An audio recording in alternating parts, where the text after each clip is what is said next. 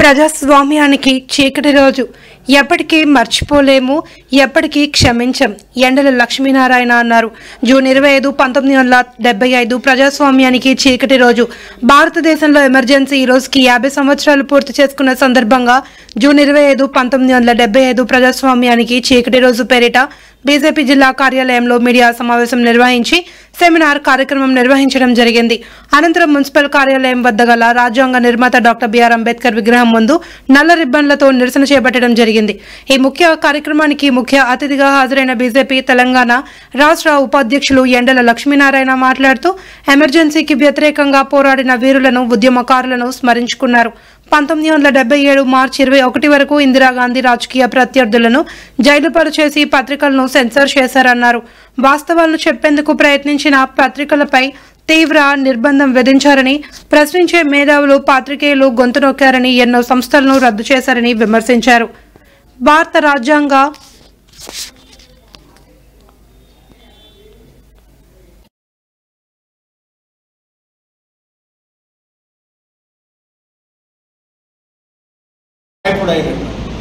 తేజస్వి యాదవ్ సన్నిహితుడు. CBI enquiry జరుగుతుంది. దీని వెనుక కుట్ర ఎవరు చేసిండ్రు, కుట్రదారులు ఎవరు, మరి దీన్ని అపప్రతిష్ట చేయడానికి కోసం ఇటువంటి కుట్రలకు పాల్పడ్డ వాళ్ళు ఎవరో బయట సంఘం, సోషలిస్ట్ నాయకులు, మరి భారతీయ లోక్దల్,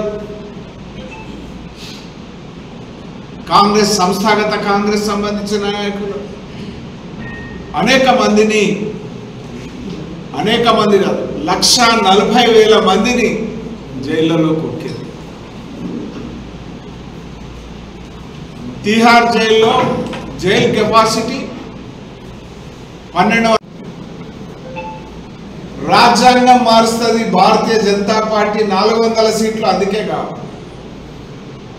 అయ్యా, రాజ్యాంగాన్ని తుంగలో దొక్కిండ్రు, ఈ రాజ్యాన్ని చీకటి రాజ్యం చేసిండ్రు మీరయ్యా.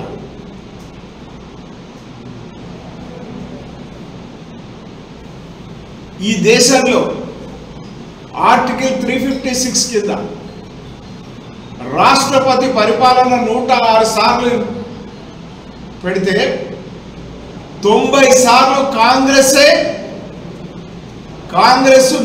90 సార్లు రాష్ట్రపతి పాలన నిర్వహించింది. రాష్ట్రాల ప్రభుత్వాలను, ప్రజాస్వామ్యంగా ఎన్నికైనటువంటి రాష్ట్రాల ప్రభుత్వాలను రద్దు చేసి రాష్ట్రపతి పాలన విధించినటువంటి పరిస్థితి. ఈ 90 సార్లలో 50 సార్లు ఇందిరాగాంధీ రాష్ట్రపతి పరిపాలన విధించింది.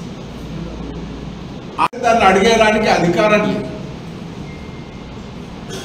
ఈ రకంగా ప్రధానమంత్రి సీట్లో ఇందిరాగాంధీ కూర్చుండడం కోసం దేశం మీద ఎమర్జెన్సీ అనేటువంటి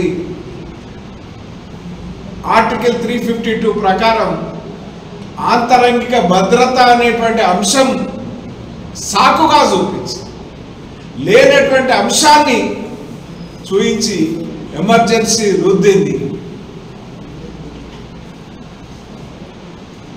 కాంగ్రెస్ వాళ్ళు మాట్లాడతారు. ఆ ఎమర్జెన్సీ రుద్దినటువంటి దినం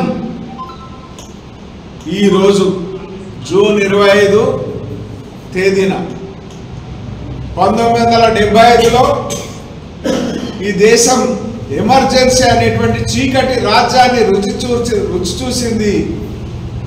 50 సంవత్సరాలు గడిచింది. కాంగ్రెస్ వాళ్ళు మాట్లాడతారు. మొన్న ఎన్నికల్లో కాంగ్రెస్ వాళ్ళు మాట్లాడారు.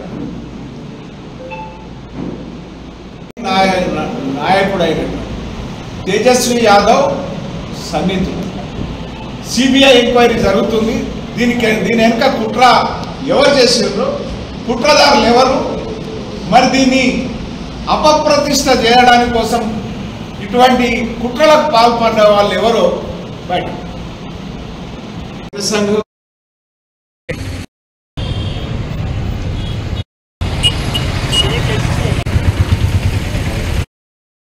ఆల్ ఐకాన్ మీద క్లిక్ చేసుకోండి.